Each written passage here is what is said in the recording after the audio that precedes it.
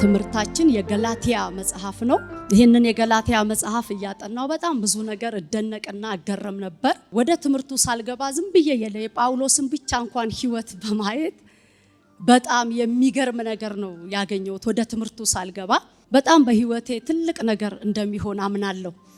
በጣም አሁን እየተማርን ስንሄድ የምናየው ነገር አለ። እንደውም አንዳንድ ሪፈረንሶች ላይ ስመለከት ሙሉ የገላትያ መጽሐፍ የማርቲን ሉተር መጽሐፍ ነው እስኪባል ድረስ አንድ ማብራሪያ ላይ ሳይ የማርቲን ሉተር ነው ተብሎ ሁሉ እስኪሰየም ድረስ ያየሁበት መጽሐፍ አለና በጣም ተደነኩኝ በገላትያ መጽሐፍ። ምክንያቱም ይሄንን የማርቲን ሉተር ሐሳብ ያነሱበትን እየተመለከትኩ ነበረ። ግን በጣም በሱ ላይ እንዲህ አይነት ለውጥ ከመጣ በእኛ ህይወት ላይ ትልቅ ለውጥ ይመጣል።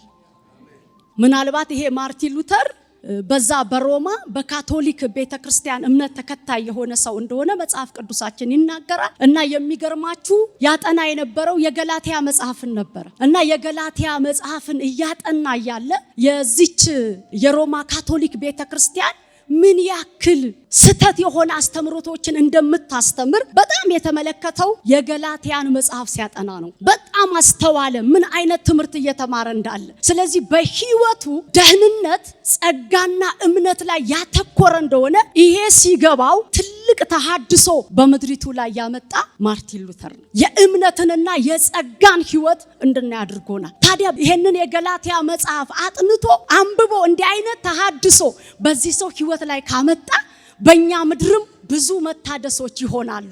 ሃሌሉያ! የዚህ ሰው አስተሳሰብ፣ አካሄድ፣ አመለካከት ከቀየረ የምናጠናው የእግዚአብሔር ቃል መንፈስ ያለበት ነውና ፊደል ስላይደለ። ፊደል ምን ያደርጋል? ይገድላል። መንፈስ ግን ህይወትን። ስለዚህ ይሄ የምንሰማው የእግዚአብሔር ቃል የቲጂ ቃል ሳይሆን ህይወት ያለበት ቃል ነው። መንፈስ ያለበት ቃል ነው። ወደድንም ጠላንም ፈለግንም አልፈለግንም እስከ ተማርን ድረስ የህይወት ለውጥ ይሆናል። የአካሄድ ለውጥ ይሆናል። ያስተሳሰብ ለውጥ ይሆናል። ኢየሱስ ጌታ ነው። እና ዛሬ ዲፕ እንግዲህ አልገባም። የምናየው የገላትያ የሚለው ሐሳብ ስንመለከት ገላትያ ብለን የምንላት ያው መልእክቱ የተጻፈላት ለገላትያ ቤተክርስቲያን ነው። እነሱም በዝርዝር እናያለን። ግን ገላትያ የምትባለው አሁን ቱርክ ተብላ የምትጠራው ሀገር ማዕከላዊ ስፍራ የምትገኝ የቀድሞ የሮማ መንግስት አንዷ ክፍል ሀገር እንደነበረች ይናገራል። ስለዚህ ገላትያ ማናት? ገላትያ ምንድናት? የሚል ጥያቄ ቢኖረን ገላትያ አሁን ቱርክ ተብላ የምትጠራዋ ማዕከላዊ ስፍራ የምትገኝ የቀድሞ የሮማ መንግስት አንዷ ክፍለ ሀገር እንደሆነች ስለ ገላትያ ይሄንን የሚናገር ሪፈረንስ አለ። እና ጳውሎስ መልእክቱን የጻፈው ለማን ነው? ተደራሲያኖቹ እነማን ናቸው ካልን እንደሚያሳየን በግልጽ ለገላትያ ሰዎች ነው። ምናልባት ይሄ በአንዳንድ ሰዎች ሁለት አይነት ሐሳብ ያለው አለ። ገላትያ ሰሜናዊ ክፍልና ደቡባዊ ክፍል ተብላ ስለምትጠራ አንዳንድ ሰዎች የሰሜናዊውንም ገላትያ ያካትታል ይላሉ። ግን ሞር ብዛት የታየው ለደቡብ የሚለው ነው የሚያደላውና መልእክቱን ጳውሎስ የጻፈው በደቡብ ላለች ገላትያ ነው። እና እዚህ ጋር ምናልባት ለገላትያ ሲል አንዲት የገላትያ ቤተክርስቲያንን እንዳናስብ ጳውሎስ ይህንን መልእክት ሲጽፍ ለአንዲት ገላትያ ቤተክርስቲያን ሳይሆን በተለያዩ ዓመታት እሱ የመሰረታቸው አብያተ ክርስቲያናቶች አሉ። ስለዚህ መልእክቱ ጳውሎስ ለመሰረታቸው አብያተ ክርስቲያናት ሁሉ ይመለከታል። ይሄንን አንዳንድ መጽሐፎች ላይ ወይም በሐዋርያት ሥራ ላይ ተጽፎ የምናገኘው ተደራሲያኖቹ የገላትያ ሰዎች እዚህ ጋር የምናያቸው የገላትያ ሰዎች ብቻ ሳይሆኑ ጳውሎስ በመጀመሪያ የወንጌል ተልእኮ ወቅት ላይ የመሰረታቸው ምኖች አሉ፣ አብያተ ክርስቲያናት አሉ። እነርሱም በዚህ በደቡብ ገላትያ የሚገኙ አንጾኪያ፣ ኢዮንቄ፣ የልስጥራንና ደርቤን የተባሉ። ስለዚህ መልእክቱ ለነዚህ ሁሉ የሚመለከት ነው። ይሄ የገላትያ መጽሐፍ የተጻፈላቸው የሚለውን እናያለን። መጽሐፉ መቼ ተጻፈ? አሁንም ሁለት አይነት ሐሳብ ነው ያለው። ግን የበለጠውን ስለሆነ እኔም የወሰድኩት ከ48 እስከ 49 ዓመተ ምህረት ገደማ ተጽፏል የሚባለውን ነው የምንወስደው። ስለዚህ የገላትያ መጽሐፍ የተጻፈው በዚህ ዓመት ነው። በ48 እስከ 49 ባለው ዓመተ ምህረት ተጽፏል ተብሎ ይታመናል።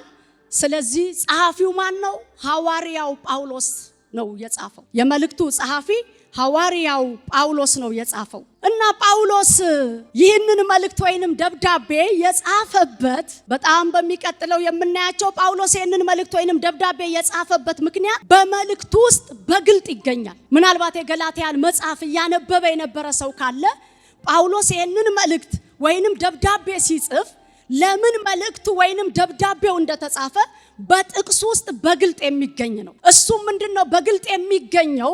በዛ ወቅት ላይ ጳውሎስ ይህን መልእክት እንዲጽፍ ካስገደደው ነገር ወደ ክርስትና የመጡ የአይሁድ እምነት ተከታዮች አሉ። ወደ ክርስትና የመጡ የአይሁድ እምነት ተከታዮች አሉ። እነዚህ ደግሞ የአይሁድ እምነት ተከታዮች ሰዎችን ሊያስተምሩ ከሚያስቧቸው እንደ ስህተት ትምህርት የተቆጠሩት ደህንነት በጸጋና በእምነት አይደለም የሚል አስተምሮቶች ነበራቸው እና የጳውሎስን አስተምሮ ለመምታት የተጠቀሙበት ነበረ። ምክንያቱም ጳውሎስ በብዛት የአህዛብን አብያተ ክርስቲያናት እንደመሰረተ አንዳንድ አይሁድ ክርስቲያኖች ያውቃሉ እና ጳውሎስ የመሰረተው ብዙ የአህዛብን ቤተክርስቲያን ነውና ይሄንን የአህዛብ ቤተክርስቲያንን መስርቶ ስለነበረ እነዚህ ደግሞ ወደ ክርስትና የመጡ አይሁዶች አንድ ሰው ሊድን ይችላል ብለው የሚያስቡት የአይሁድ ባህሎች፣ ስርዓቶች አሉና እነዛን የአይሁድን ስርዓቶች ያልፈጸመ ሰው ሙሉ ደህንነት አያገኝም ነው የሚሉት። የሚገርማችሁ በጣም ፎከስ የሚያደርገው አህዛቦች ስለነበሩ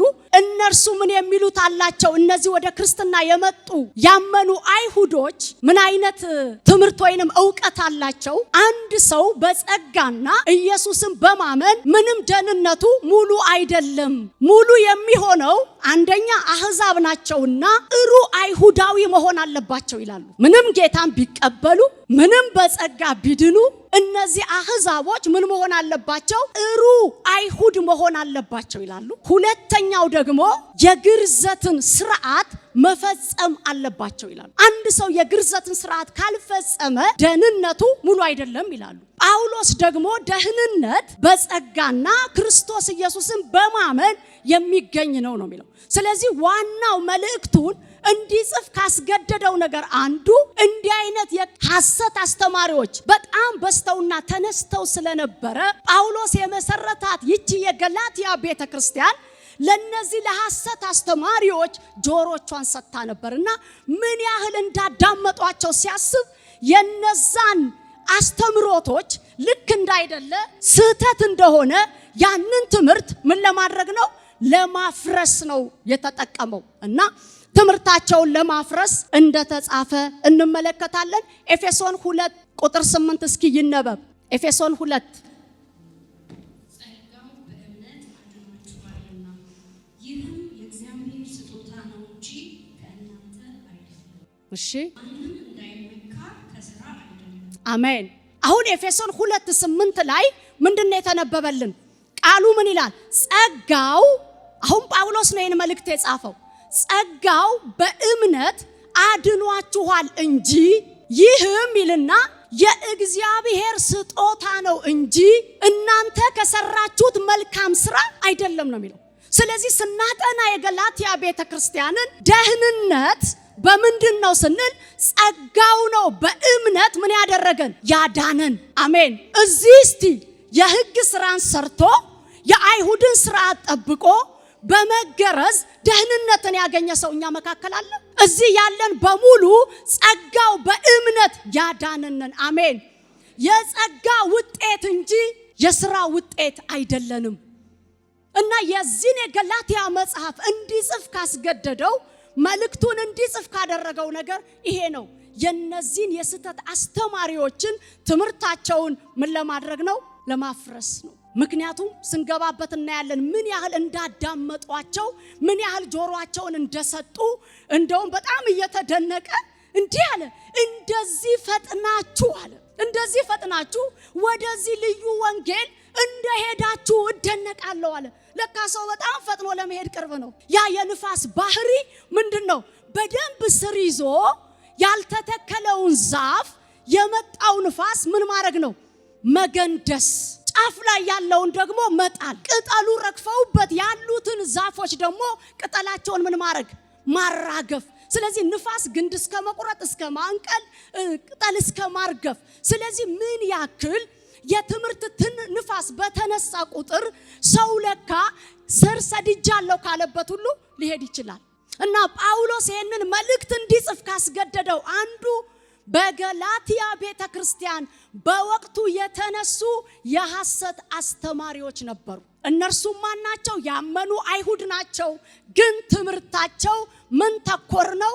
ምግባር ተኮር፣ በመገረዝና እንዲሁም ደግሞ አይሁዳዊ ካልሆነ አንድ ሰው የሚል እና ኤፌሶን መጽሐፍ እዛ ላይ ስንመለከት በጣም የሚገርማችሁ በኤፌሶን መጽሐፍ ላይ ጳውሎስ እየተደነቀ ይናገራል። በአሕዛብና ስለ አይሁድ መካከል ሲናገር በእጅ የተገረዘ የተባሉ እንዳሉ ይነግራል። በእጅ የተገረዙ በተባሉ ያልተገረዘ የተባላችሁ ይህንን አስቡ፣ ተመልከቱ ይላል። ምን ያህል በእጅ የተገረዙ ለካ ያልተገረዙትን ስፍራ እንደሌላቸው ወደ እግዚአብሔር መንግስት መግባት እንደማይችሉ ነው የሚናገረው። ግን የገላትያ መጽሐፍ ስናጠና የትኛውም ኃጢአተኛ ሰው የትኛው ምንም አይነት የምንለው ሰው ሊድንበት የሚችለው መንገድ በሩ አንድ ለመዳንም የሚያስፈልገን በክርስቶስ ኢየሱስ ጸጋና እምነት እንደሆነ የተዘጋ መጽሐፍ ነው። አሜን። ስለዚህ ገላትያ የምትባለው እንደዚህ አይነት ከተማ ናት። እና ጳውሎስ ያስተምር የነበረው እንግዲህ የጸጋና የእምነት ትምህርት ነው በገላትያ ላይ በስፋት የምንመለከተው። ስለዚህ አይሁዶች ሰው ለመዳን የአይሁድን ሕግ በተጨማሪ መፈጸም እንደሚገባው ያስተምራሉ። የዳኑ አይሁዶች ናቸው ያመኑ። ግን ከሚያስተምሩት ትምህርት አንድ ምን ይላሉ? ሰው ለመዳን የአይሁድን ሕግ በተጨማሪ መፈጸም እንደሚገባው ያስተምራሉ። ስለዚህ ገና ሕፃናት የሆኑ የገላትያ ክርስቲያኖችን በአይሁድ የክርስትና ትምህርት ምክንያት ከእውነተኛው የመዳን መንገድ እንዳይስቱ ለማድረግ ነው ይሄ መልእክት የተጻፈው። ልድገመው። ይሄ መልእክት የተጻፈላቸው የገላትያ ክርስቲያኖች ናቸው። እነዚህ የገላትያ ክርስቲያኖች ደግሞ ሕፃናት የሆኑ ክርስቲያኖች ናቸው እና በአይሁድ ክርስቲያኖች ትምህርት ምክንያት እውነተኛ የሆነውን የመዳንን መንገድ እንዳይስቱ ለማድረግ ነው የተጻፈው። እና ምን ያክልኛ እንዳንስት እንዴት የእግዚአብሔር ቃል ጋይድ እንደሚያደርገን እንዴት የእግዚአብሔር ቃል ለምን እንደተጻፈልን ብናውቅ። ከዚህም በፊት እላለሁ ብዙ ጊዜ ሰው የሚስተው የእግዚአብሔር ቃል ለምንና እንዴት መቼ ተጻፈ፣ አሁን ለኔ ህይወት ምን ይጠቅማል የሚለውን ነገር የማናውቅ ከሆነ እንስታለን። ጌታ ኢየሱስ በጣም የተደነቀባቸው ማቴዎስ ወንጌል ላይ የምናያቸው ሙታን ትንሣኤ የለም የሚሉ እምነቶች ነበሩ አይደል? እነዚህ ሰዱቃውያን ምናምን ተብለው የተጠሩ የሙታን ትንሣኤ የለም የሚል አስተምሮቶች ነው የሚያስተምሩት። እና ኢየሱስ በጣም ከተደነቀበት አንዱ ነገር ለምን እንደሳቱ እዛ ላይ ሲናገር እንዲህ ተብሎ የተጻፈውን ቃል አላነበባችሁምን አለ። ከዛ በጣም የሚገርመው እንዲህ ይላል፣ መጽሐፍትንና የእግዚአብሔርን ኃይል ስለማታውቁ ትስታላችኋል። ሰው መጽሐፍትን የማያውቅ ከሆነ የእግዚአብሔርን ኃይል አያውቅም። የእግዚአብሔርን ኃይል የማያውቅ ከሆነ ከመሳት አይመለስም። እና በዘመናቸው እንደዛ አይነት አመለካከት ነበረ። ስለዚህ የሚላቸው ጠቅላላ እንዲህ ተብሎ እንደተጻፈ አላነበባችሁምን? ስለዚህ ወደ እግዚአብሔር ቃል ምን ልንል ያስፈልገናል? ልንመለስ ያስፈልገናል። ስለዚህ ይሄንን የስህተት ትምህርት ለመቃወም የተጻፈ ምንድነው? መልእክት ነው። እና በቤተ ክርስቲያን ታሪክ እንደሚታወቀው ይሄ የጳውሎስ የገላትያ መልእክት ማለት ነው። በቤተ ክርስቲያን ታሪክ እንደሚታወቀው ይሄ የጳውሎስ የጻፈው የገላትያ ወይም ለገላትያ ክርስቲያኖች የተጻፈው ይሄ መልእክት የላቀ ዋጋ የተሰጠው መጽሐፍ ነው። በቤተ ክርስቲያን ታሪክ ትልቅ የላቀ ዋጋ የተሰጠው የገላትያ መጽሐፍ ነው። ምክንያቱም ቅድም ያነሳሁላችሁ ይሄ የተሐድሶ ለውጥ ያመጣው ማርቲን ሉተር ይሄንን በመባረክ ነው። በማንበብ በማጥናት ምን አይነት ተሐድሶ በመድሪቱ ላይ እንዳመጣ እንመለከታለን። ስቲል በዚህ ዘመን ራሱ አሁን ደህንነት በጸጋና በእምነት ነው የሚል ትልቅ ምን አለን ማለት ነው፣ ተጋድሎ አለን። ዛሬም እኮ ሰዎች ለመዳን ምናልባት እነዛ ያመኑ አይሁዶች እንደ ተጨማሪ አድርገው የሚያስተምሩት የአይሁድን ሕግና ስርዓት ሊሆን ይችላል። መገረዝን ሊሆን ይችላል። ዛሬስ በዚህ ዘመን ጸጋና እምነት ነው ለደህንነት መሰረቱ። የመዳን መንገድ የመዳን በር ጸጋና እምነት ነው ስንል ኖ ሲደመር የሚሉ እኮ በእኛም ዘመን አሉ። ብዙ የሚጫንብን ቀንበር አለ። ልንፈጽማቸው የሚገቡ ስርዓቶች አሉ። እነዚህን ሁሉ ግን ማጥፋት የምንችለው በዚህ የእግዚአብሔር ቃል በተጻፈ የእውነት ቃል ነው። በአራት መጽሐፍ ቅዱስ ክፍል ላይ ይሄ የገላትያ መጽሐፍ ላይ የተጻፈልን ዕንባቆምም የተናገረው ብሉይ ኪዳን ላይ ዕንባቆም ነው የተናገረው። በአዲስ ኪዳን ሮሜ ላይ፣ ዕብራውያን ላይ፣ ገላትያ ላይ አንድ ላይ 4 ጊዜ የተጻፈ ቃል ምንድነው?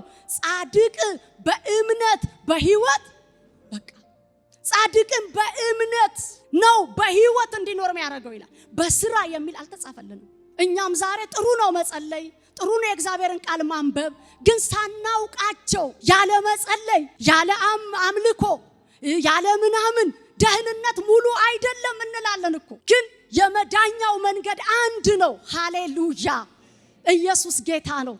ስለዚህ ነው ይሄንን ትምህርት ሲያስተምር ጳውሎስ በጣም አይራራም። ኤፌሶን ላይ መጥቶ እዛ 2 ላይ ሲነግራቸው በክርስቶስ ኢየሱስ እነዚህ አህዛቦች የተደረገውን ነገር ከአይሁዶች ጋር ያላቸውን አንድነት ህብረት እንዴት በክርስቶስ ኢየሱስ አንድ እንደሆኑ ሲነግራቸው ያለው በመካከል የነበረው የጥል ግድግዳ አሁን በክርስቶስ ሥጋ ምን ብሏል ነው የሚለው? ፈርሷል። አይሁድ ነኝ ማለት አሁን አይሰራም፣ አህዛብ ነኝ ማለት አይሰራም ማለት ያ በመካከል እንድትጣሉ ያደረገው ያ የጥል ግድግዳ በክርስቶስ ኢየሱስ ሥጋ ምን ብሏል ይላል? ፈርሷል። ስለዚህ አይሁድ ነኝ፣ አህዛብ ነኝ፣ ግሪክ ነኝ፣ ምናምን ነኝ ማለት አይሰራም ማለት አሁን የሚያስፈልገው በክርስቶስ ኢየሱስ አዲስ ፍጥረት መሆን ነው የሚለው ላይ እንመጣለን። አሜን። ስለዚህ ይሄንን ሐሳብ ለማስተማር ሲል ይሄ የገላትያ መጽሐፍ ወይንም መልእክት እንደተጻፈ እንመለከታለን። ስለዚህ ከዚህ የምንረዳው ሰው ደህንነትን የሚያገኘው ከቤተ ክርስቲያን ወይንም ሕግ ከመጠበቅ ወይንም ከፋሚሊ በሚወርሰው እምነት አይደለም። ሰው ደህንነትን የሚያገኘው ክርስቶስ ኢየሱስን በማመን በጸጋ ደህንነትን ያገኛል። አሜን። ከዚህ በፊት ሳስተምር ምን ብያቸዋለሁ? ሁል ጊዜ ደህንነታችን ወይም የዘላለም ሕይወት ክርስቶስ ኢየሱስን በማመን ያገኘነው ሕይወት ነው። በምንም አይደለም። ክርስቶስ ኢየሱስን በማመን ያገኘነው ሕይወት ነው። ክርስቶስ ኢየሱስን በማመን የተሰጠን ነው። ነገር ግን ደህንነታችን በእምነት ነው ስንል ምን አብሮበት አለ? ክርስቶስ ኢየሱስ ግን በመስቀል ላይ የሰራው ስራ አለ። አሜን። እምነት እኛ ደህንነትን ያገኘንበት መንገድ ነው። ውጤቱ ግን ክርስቶስ ኢየሱስ መስቀል ላይ የሰራው ስራ ነው። አሜን። አዎ መዘንጋት የለበትም። እምነት እኛ ደህንነትን ያገኘንበት መንገድ ነው። ቅድም ተነቧል ኤፌሶን 2 ላይ በጸጋው አይደል አመንን። ስለዚህ እምነት ደህንነትን ያገኘንበት መንገድ ነው። ውጤቱ ግን ምንድነው ካልን ክርስቶስ ኢየሱስ በመስቀል ላይ የሰራው ስራ ነው። እና ይሄንን ለገላትያ ሰዎች የሐሰት አስተማሪዎችን ትምህርት የማፍረስ መልእክት ባይጽፍ ክርስቶስ ኢየሱስ በመስቀል ላይ የሰራውን ስራ ከንቱ ያደርግብናል። ግልጽ ነው። ስለዚህ ደህንነት እንግዲህ በራስ ጥረት አይደለም ከዚህ መጽሐፍ እንደምናየው። ስለዚህ አንዳንድ ሰዎች ወይም እነዚህ አይሁዶችን ስንመለከት ደህንነት በራስ ጥረት እንደሚገኝ አድርገው ሃይማኖታዊ ስርዓቶችን፣ ወጎችን ሰዎች እንዲፈጽሙ ያስተምራሉ። ጳውሎስ ደግሞ ይሄንን ሲዘጋ እግዚአብሔር እኛን ከወደደን ከታላቅ ፍቅሩ የተነሳ ይላል ኤፌሶን 2 በጣም ምናልባት ገላትያን ሳጠና በጣም የሚዛመደው ከሮሜ መጽሐፍ ጋር ሆኖ ነው ያገኘው። ግን የሚገርማችሁ ኤፌሶንም ጋር ደህንነትን በተመለከተ ብዙ እናያለን። እግዚአብሔር በምህረቱ ባለጠጋ ስለሆነ ነው የሚለው። የኛ ጥረት፣ የኛ ስራ፣ የኛ ጾም፣ የኛ ስግደት አይደለም። እዚህ ጋር ሲያስቀምጥ መጽሐፍን መሳት የለብንም። እግዚአብሔር እኛን ምን በማለቱ ከመውደዱ የተነሳ ካለው ከሱ ታላቅ ምህረት የተነሳ በበደልና በኃጢአታችን እንኳን በጣም ነው እሱ የሚሰመረው። በበደልና በኃጢአታችን እንኳን ነው የሚለው ነበርና አይደለ? በበደልና በኃጢአታችን እንኳን ሙታን ብንሆን ከክርስቶስ ጋር ሕይወትን ሰጠን። አሜን።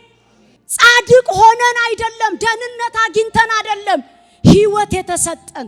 እግዚአብሔር ግን ምን ስለሆነ በምህረቱ ባለጠጋ እንዲሁም ከወደደን ከታላቅ ፍቅሩ የተነሳ እና እየተደነቀ ጳውሎስ ለነዚህ ለገላትያ ሰዎች ሕይወት የማግኘታቸው ምክንያት፣ ደህንነት የማግኘታቸው ምክንያት እነዛ በጥረት ነው በስራ ቢሉም እንኳን እንዲታወቅለት የሚፈልገው እግዚአብሔር ምንድነው? ከወደደን ከታላቅ ፍቅሩ የተነሳ ከሱ ምህረት የተነሳ በበደልና በኃጢአታችን ሙታን ብንሆን እንኳን ከክርስቶስ ጋር ሃሌሉያ ከክርስቶስ ጋር ምን ሰጠን? ኢየሱስ ጌታ ነው። ኢየሱስ ጌታ ነው። እንደ አይሁድ ሕግ እንጠብቅ ብንል እንችላለን ወይ? መገረዝ ቢባል እንችላለን ወይ? ኢየሱስ ጌታ ነው። ግን ይሄ ሆኖልናል እና የገላትያ ሰዎች ወደዚህ እንዲመለሱ ነው እና ምንም አይነት ኃጢአተኛ ሰዎች እንኳን ቢሆኑ የሰማይ በር ተከፍቶላችኋል ነው የሚለው። እናንተ አህዛቦች ጥሩ ክርስቲያን ካልሆኑ መገረዝን ካልፈጸሙ አይድኑም ትላላችሁ። ግን እግዚአብሔር አለ ምን አድርጓል አለ? የሰማይ በርን በክርስቶስ አማካኝነት ለኃጢአተኞች ምን አድርጓል? ክፍት አድርጓል። ዛሬ በምንም አይነት ኃጢአት ውስጥ ያለ ሰው ቢኖር በኃጢአት ምክንያት አትኮነን፣ በኃጢአት ምክንያት አትወቀስ። እግዚአብሔር የሰማይን በር ከፍቶልናል። በልጁ በክርስቶስ ኢየሱስ ስራ የእርሱ ልጆች እንድንሆን አድርጎናል። የማናችንም የሥራ ውጤት አይደለም። ልጁ ክርስቶስ ኢየሱስ በሰራው ስራ በእግዚአብሔር አብ ፊት የመገኘት እድል አግኝተናል። ሃሌሉያ! ይሄንን ነው ጳውሎስ ለገላትያ ሰዎች ሊያስተምር የወደደው እና እንግዲህ የገላትያ መልእክት ጸሐፊው ጳውሎስ ነው። እንግዲህ የመጀመሪያ ሐዋርያዊ ጉዞውን ሲያደርግ የተጻፈ መልእክት ነው። ይሄ የገላትያ መልእክት የመጀመሪያ የሐዋርያውን ጉዞ ሲያደርግ የተጻፈ ነው። እስካሁን መጽሐፍ አልከፈትኩም። ወደ መጽሐፉ ጥናት ምን መጣው ጌታ ቢፈቅድ ሳምንት ነው። በጣም የተደነኩባቸውን የጳውሎስን ሕይወት ትንሽ ላውራችሁ። ጳውሎስ ማን ነው? ጳውሎስ ምንድነው? የሚባል ብዙ እኔ በጣም የደነቀኝ ጳውሎስ እዚህ መጽሐፍ ላይ ያገኘሁት። ምክንያቱም ገላትያ አንድም ላይ በኢየሱስ ክርስቶስ ከሙታን ባስነሳው በእግዚአብሔር አብ ሐዋርያ የሆነ እንጂ ይላል። ስለዚህ ያወራልን ያለው ስለማን ነው? ስለ ጳውሎስ ነው። ሐዋርያ ስለሆነው ጳውሎስ የጳውሎስን ሕይወት ትንሽ እንይ። ጳውሎስ የተወለደበትን አገር ይነግረናል። ለእናንተም ለትምህርታችሁ ምናልባት ቤት ስታጠኑ ከጠቀማችሁ ሙሉ የጳውሎስን ሕይወት ወይም የግል ሕይወቱን ስለ ጳውሎስ የሚያወራውን የግል ሕይወት ፐርሰናሊ ጳውሎስን ማየትና ማወቅ እፈልጋለሁ ለምትሉ የጳውሎስን የግል ሕይወት የምታገኙባቸው የመጽሐፍ ቅዱስ ክፍሎች ሐዋርያት ሥራ 9 ላይ ከ3 እስከ 22 አንደኛን ጻፏቸውና መለሳለሁ። ሐዋርያት ሥራ 9 ከ3 እስከ 22፣ ሮሜ 9 ከ3 እስከ 4፣ አንደኛ ቆሮንቶስ 15:9፣ ሁለተኛ ቆሮንቶስ 11:22፣ ፊልጵስዩስ 3 ቁጥር 5፣ ገላትያ 1 ከ13 እስከ 14 የጳውሎስን የግል ሕይወት የሚቃኙ የአዲስ ኪዳን መጽሐፍት ናቸው። ሐዋርያት ሥራ 9 ከ3 እስከ 22፣ ሮሜ 9 ከ3 እስከ 4፣ አንደኛ ቆሮንቶስ 15 ቁጥር 9፣ ሁለተኛ ቆሮንቶስ 11 ቁጥር 22፣ ፊልጵስዩስ 3 ቁጥር 5፣ ገላትያ 1 ከ13 እስከ 14 ሙሉ የጳውሎስን ታሪክ ማግኘት ይቻላል።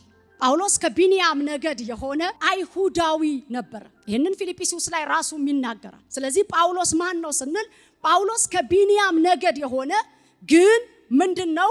አይሁዳዊ ነው። እዚህ ቦታ ላይ የገረመኝ ጳውሎስ አይሁዳዊ ነው፣ ግን አይሁዳዊ ሆኖ በይሁዳ ከተማ አልተወለደም። ጳውሎስ አይሁዳዊ ነው፣ ግን የተወለደው የአህዛብ ከተማ በሆነች በጠርሴስ ነው። ውልደቱ ጠርሴስ ነው እና አንዳንድ መጽሐፎች እንደሚሉ ጳውሎስ የልጅነት ጊዜውን በጠርሴስ እንዳሳለፈ የጎልማሳነት እድሜውን ደግሞ በኢየሩሳሌም እንዳሳለፈ ነው የሚናገሩት እና ለብዙ ቦታ ጠቅሞታል የውልደት ሀገሩ።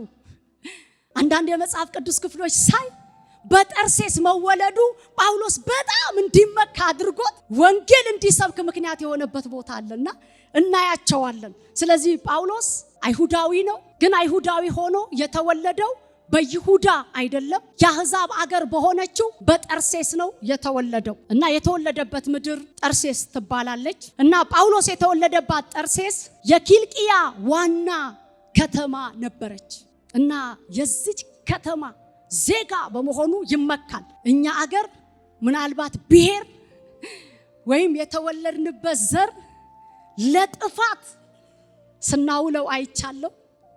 ጳውሎስ ለካ እነዚህን ሁሉ ዜግነቶች ደግሞ ለክርስቶስ ኢየሱስ ወንጌል ለጥቅም ሲያውላቸው አይቻለው። እና ጳውሎስ የተወለደው በዚህ በጠርሴስ ነው። እቺ ጠርሴስ የአህዛብ ከተማ ነች።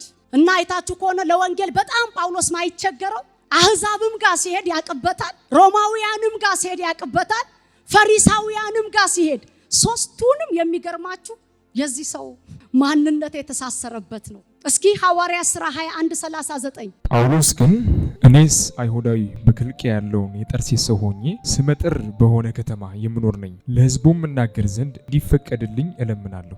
በቃ አሁን አያችሁ፣ በጠርሴስ አለ በኪልቅያ ከተማ ሚኖር ነው አይደል? ስለዚህ ምን በሉልኝ አለ፣ እንድናገር ምን አድርጉልኝ፣ ፍቀዱልኝ፣ የዚች ከተማ ዜጋ ስለሆንኩ ይላል።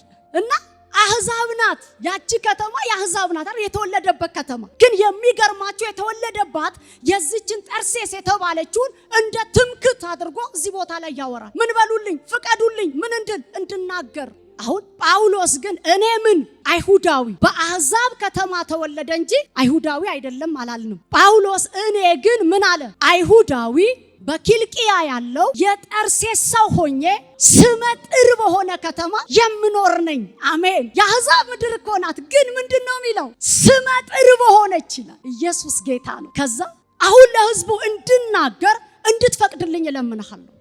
ስለዚህ ያንን ነገር ተመክቶበት ትምክት አድርጎ እንዲፈቀድለት ያስገደደው በዚህ በውልደት ከተማው ነው። ቀድምም ብያቸዋለሁ፣ እኛ ብሔራችንን እኛ ዘራችንን ለጥፋትና ለመገዳደል ስንጠቀመው፣ እሱ ግን የትኛውም ባየውበት ክፍል ዜግነቱንም ውልደት ሀገሩንም ለወንጌል ሲጠቀምበት አይቻለሁ። ሃሌሉያ። ብሔራችን ለወንጌል ይሁን፣ ዜግነታችን ለወንጌል ይሁን። ይሄንን ሐሳብ ስለዚህ ምንድነው? አይሁዳዊ ነው፣ ከቢንያም ወገን ነው፣ ያውም ደግሞ ፈሪሳዊ ነው። ስለዚህ ጳውሎስ እንደዚህ አይነት ሰው ነው። ሌላው ጳውሎስ የሮም ዜግነት ያለው ነው። ሮማዊ ነኝ ብሎ ደግሞ አሁንም ቻሌንጅ የሚያደርጋቸው ቦታ አሉ።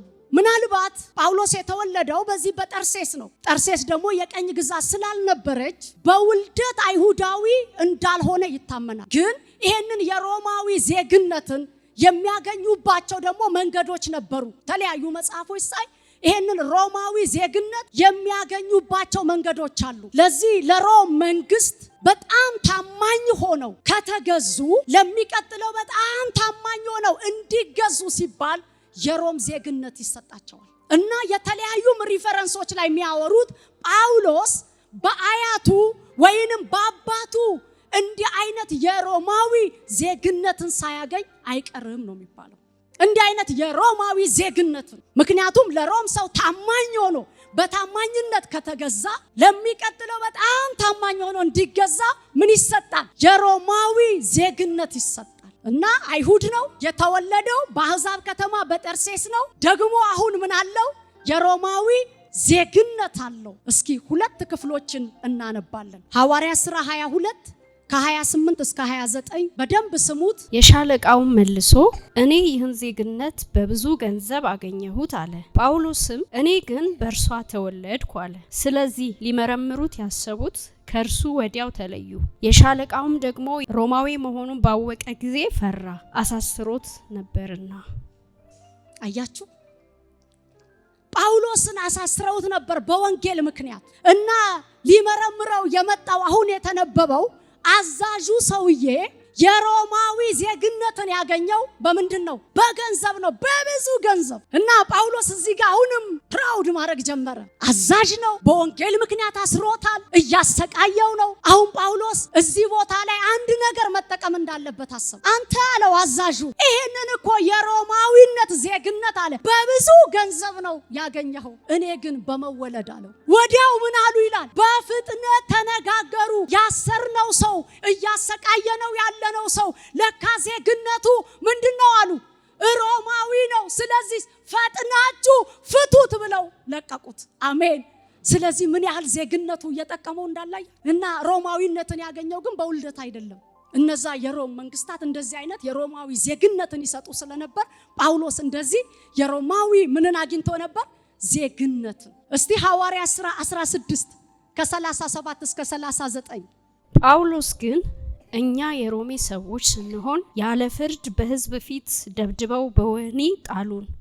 አሁንም በስውር ይጥሉናልን? አይሆንም፣ ራሳቸው ግን መጥተው ያውጡን አላቸው። ሌሎቹም ይህን ነገር ለገዢዎች ነገሩ። የሮሜ ሰዎችም እንደሆኑ በሰሙ ጊዜ ፈሩ። ወጥተውም ማለዷቸው። አውጥተውም ከከተማ ይወጡ ዘንድ ለመኗቸው። አሜን። በግዳጅ ሊሆን የነበረው ነገር በልመና እባካችሁ ውጡልን ከዚህ ከተማ ብለው ምን አሏቸው ይላል? ለመኗቸው። ምናዊ ስለሆኑ የሮማዊ ዜግነት። ሃሌሉያ። ጳውሎስ እንዴት ለወንጌሉ እንደተጠቀመበት ፈሪሳዊዎች ጋር ሲሄድ ፊልጵስዩስ 3 ላጥ አድርጎ ይጠቅሳል አይደል? ስለ ሕግ ብትጠይቁ ይላል። ስለ ሕግ ብትጠይቁ ይላል ያለ ነቀፋ ነበርኩኝ። ስለ ዘር ብትጠይቁ ይላል ያውም ከዕብራዊ ነኝ። ስለ መገረዝ ብትጠይቁ በ8ኛ ቀን የተገረዝኩኝ ይላል። ስለ ትምህርት ከሆነ ከገማልያ እግር ስር ቁጭ ብዬ የተማርኩ። ስለዚህ ጳውሎስን በምን ሊያቆሙት ይችላሉ? ይሄ ወንጌል እንዳይስፋፋ፣ ይሄ ወንጌል እንዳይቀጥል ጳውሎስን ሊያቆሙ ባሰቡበት መንገድ ሁሉ እሱ ጋር ያለውን ነገር ሁሉ ለእግዚአብሔር መንግስት ስራ ይጠቀመውና ያውለው ነበር። አሜን። እና እንዴት አድርጎ እነዚህን ሮማውያንን ሁሉ ለወንጌል እንዲቀርቡ እንዳደረገ ይሄንን ነገር ይናገራል። ሌላ ከአንድ መጽሐፍ ስለ አይሁድ ያገኘሁትን እሱም ብቻ ተናግሬ የዛሬውን ይጨርሳል። ስለ አይሁድ ከአንድ መጽሐፍ በጣም ደንቆኝ ያየሁት በአይሁዶች ዘንድ አንድ ወንድ ልጅ በእድሜው ከፍ እያለ ሲሄድ የማህበረሰቡን ሃይማኖት የሚጠይቀውን የሥነ ምግባር ህጎች እንዲማር ይደረግና የተማረውን በሙሉ እንዲጠብቅ ቃል ያስገቡታል። ይሄ በአይሁዶች ባህል ያለ ስርዓት ነው እና ለእምነታቸው ያለውን ነገር በጣም ትኩረት ሰጥቼ እንድመለከት አደረገኝ። ስለዚህ ምንድነው ህጎቹን እንዲማር ይደረግና የተማረውን በሙሉ ደግሞ እንዲጠብቅ ቃል ይገባል። ሌላው ከዚያ በተጨማሪ ሻማ በመባል የሚታወቀውን የአይሁድ ሃይማኖት መገለጫ የሆነውን ቃላቸው ትምህርታቸውን በመኑ በቃሉ እንዲያወጣ እንዲናገር ይደረጋል። ይሄ የአይሁድ ስርዓት ነው። በእነሱ በአይሁዶች ሻማ የሚባል ህግ አላቸው ወይም ትምህርት አላቸው። ያንን የተማረውን ቃል በምኑ እንዲል ነው የሚደረገው? በቃሉ እንዲያወጣው ይደረጋል እየደጋገመ። ይሄ የነሱ ስርዓት ነው። ሌላው በተጨማሪ የአይሁዶች ወንድ ልጆቻቸውን ሴት አላነበብኩም፣ በአይሁዶች ማለት ነው ወንድ ልጆቻቸውን በተወሰነ ደረጃ የሞያ ስራ እንዲማሩ ያደርጋሉ። እንዲያውም አንድ ጥንታዊ የአይሁድ አነጋገር አለ ይላል። ምንድነው የሚለው አለ? ልጅህን ስራ ካላስተማርከው ዘራፊ ይሆናል የሚባል አባባል አላቸው። እኛ አላስተማርንም ይሆን እና ይሄ በአይሁዶች ስራ በጣም ሲሪየስ ነው። ስለዚህ ምንድነው የሚሉት? ልጅህን ስራ ካላስተማርከው ምን ይሆናል? ዘራፊ ይሆናል የሚል ፈሊጣዊ አነጋገር አላቸው። ስለዚህ በመነሳት አይሁዶች ልጆቻቸውን ምን ያደርጋሉ? ስራ ያስተምራሉ። ገና በጠዋቱ ከ5 ዓመት እድሜያቸው ጀምረው ልጆቻቸውን ወንድ ልጆቻቸውን ስራ ያስተምራሉ። ከሚያስተምሯቸው የሞያ ስራዎች ውስጥ 2ቱ ድንኳን መስፋትና ንግድ። ለዚህ ነው ጳውሎስ መጥቶ ምን ሰፊ ነበር? ድንኳን ሰፊ። ምክንያቱም ምናዊ ስለሆነ አይሁዳዊ ድንኳን በመስፋት በተለይ ሐዋርያት ሥራ ላይ ስንመለከት ብዙ ቤተክርስቲያንን ይደግፍ የነበረው በዚህ ነው እና አይታችሁ ከሆነ የተሰሎንቄን መጽሐፍ እናነባለን እና ከተማርን ለኛም አንድ ትምህርት ወስደን መሄድ ስላለብን እና የአይሁድ ባህል የስራን ክቡርነት በመልካም ያስተምሩ ነበር እና ጳውሎስ በኢየሱስ ክርስቶስ በማመን ተለውጦ ወደ ክርስትና እምነቱ ከመጣ በኋላ እንኳን ድንኳን መስፋቱን ቀጥሎበት ነበር እና ስራ በጣም ክቡር ነው። ሐዋርያት ሥራ ላይ 18 ከ3 እስከ 4 ስታነቡ ስራቸው ድንኳን መስፋት ነበር ይላል። የት የተማረው ነው? እዛ አይሁድ ጋር በልጅነቱ ካስተማሯቸው ስራ ድንኳን መስፋት ነበር። ስለዚህ ሐዋርያት ሥራ 18 ላይ ከ3 እስከ 4 ስታነቡ ጳውሎስ ምን ነበረ? ድንኳን ሰፊ ነበር። እና እኛም ስራ ላይ እንድናተኩር ሁለት የመጽሐፍ ቅዱስ ክፍሎች በስራ መልክ ተጽፈውልናልና እሱን አይተን እናቆማለን። አንደኛ ተሰሎንቄ 4:10፣ ሁለተኛ ተሰሎንቄ 3:6-15። ቤተክርስቲያንም ዛሬ በስራ በሞያ ወይም የስራን ክቡርነት አውቀን እንድንገለጥ ልታስተምረን ይገባል። እንዲሁ በመቄዶንያ ሁሉ ላሉት ወንድሞች ሁሉ ታደርጋላችሁና፣ ነገር ግን ወንድሞች ሆይ ከፊት ይልቅ ልትበዙ በጸጥታም ትኖሩ ዘንድ ልትቀኑ የራሳችሁንም ጉዳይ ልትጠነቀቁ እንዳዘዝናችሁም በውጭ ባሉት ዘንድ በአግባብ እንድትመላለሱ አንዳችም እንዳያስፈልጋችሁ በእጃችሁ ልትሰሩ እንለምናችኋለን። በእጃችሁ ልትሰሩ እንለምናችኋለን ነው የሚለው። በጣም በስራ ላይ ስለ ስራ ትልቅ ምሳሌ ናቸው ማለት እንድትሰሩ በመናችሁ በእጃችሁ እንድትሰሩ እንለምናችኋለን። ተሰሎንቄ ላይ 3:6-15 ከእኛ እንደተቀበለው ወግ ሳይሆን ያለ ስርዓት ከሚሄድ ወንድም ሁሉ ትለዩ ዘንድ በጌታችን በኢየሱስ ክርስቶስ ስም እናዛችኋለን። እኛን ልትመስሉ እንዴት እንደሚገባችሁ ራሳችሁን ታውቃላችሁና በእናንተ ዘንድ ያለ ስርዓት አልሄድንምና። በእናንተ ዘንድ አለ ያለ ስርዓት አልሄድንም። ምን አይነት ዲሲፕሊን ነበሩ ማለት ነው። ምሳሌም ነበሩ ማለት ነው። እሺ ከእናንተ ዘንድ በአንዱ እንኳን እንዳንከብድበት ሌሊትና ቀን በድካምና በጥረት በእናንተ ዘንድ አለ በአንዱ እንኳን እንዳንከብድበት። ሐዋርያ ነው፣ በሐዋርያነቱ እኮ መብት አለው። ግን አለ በአንድስ እንኳን እንዳንከብድ አለ። መቼና መቼ? ሌሊትና ቀን በስራ መንፈስ እግዚአብሔር ይባርከን። በእውነት ሌሊት የእንቅልፍ ቀን የእንቅልፍ መሆን በኢየሱስ ስም ያብቃ።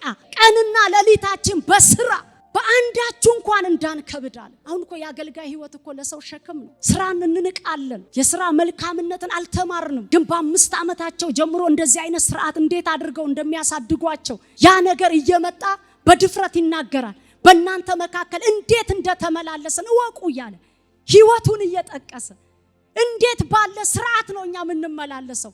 ይሁን እኛን የሚለው ነገር ነበረው። አሜን። ስለዚህ እኛን አትዩን የሚባል ስብከት የለም። እኛን ካላየ ማንን ታያለ? እሺ ቀጥለው።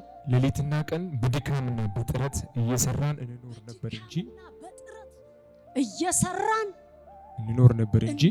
ነበር እንጂ ከማንም እንጀራን እንዲያው አልበላንም። ከማንም እንጀራ እንዲያው ሰርተን ግን እንበላ ነበር አለ። አሜን። ይሄ የአይሁድ ባህል የኛም ባህል ይሁን እና ጳውሎስ እንዲህ አይነት ላይፍ ያሳለፈ ሰው። ስለዚህ ጳውሎስ ፈሪሳዊ ነው። ጳውሎስ በአሕዛብ ምድር የተወለደ ነው። ጳውሎስ አይሁዳዊ ነው። ጳውሎስ ሮማዊ ዜግነት ያለው ሰው ነው።